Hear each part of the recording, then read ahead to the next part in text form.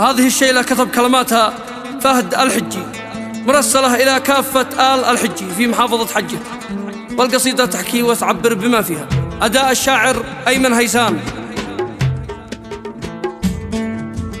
قال الفهد بدع المقال بسم الله في كل حال، باخط الحروف الجزم بتعنى بطرح النظوم، بكتب من حروفي حكم هاتوا دفتري والقلم، كم ذقنا الوجع والألم من وقت القسى والهموم. يا ربعي بني عمنا بالله وحدوا صفنا، واللي فرقوا بيننا يكسر رؤوسهم والخشوع. أهل الكذب وأهل الردى ندحر كيدهم والعدا، راسي لابن عمي فدا ما حد لابن عمه يلوم، ما حد لابن عمه يلوم. أهل الكذب وأهل الردى ندحر كيدهم والعدا، راسي لابن عمي فدا ما حد لابن عمه يلوم. من باع ابن عمه بكاش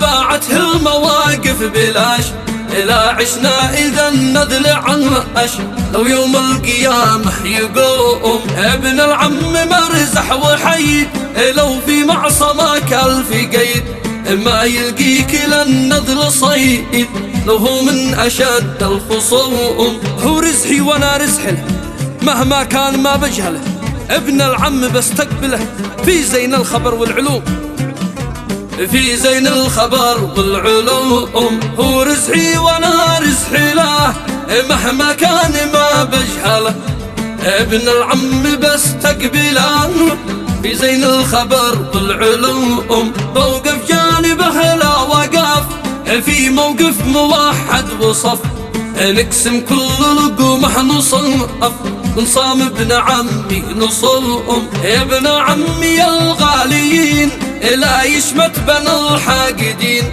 بعض الناس طبعه لعن جالس في وسطنا يحوم. لا شاف الصفوف واحد ما يلقى ولا فايدة، تسهر عينه الراقدة طول الليل ما عاد ينوم، طول الليل ما عاد ينوم. لا شاف الصفوف واحدة ما يلقى ولا فايدة، تسهر عينها الراقدة طول الليل ما عاد ينوم. يزرع بين هذا وذا شوكات الوجع والأذى، طبعه دايما هكذا متمكن بدس السموم. لكن الوفا لا يزال يا ابن العموم الرجال، وانتو في عيوني جبال وانتو في سمانا نجوم. والعم عبد الرحمن يجيد قوله مثل قول الرشيد، قوله سيف صارم حديد في وقت الطلب واللزوم. والنعم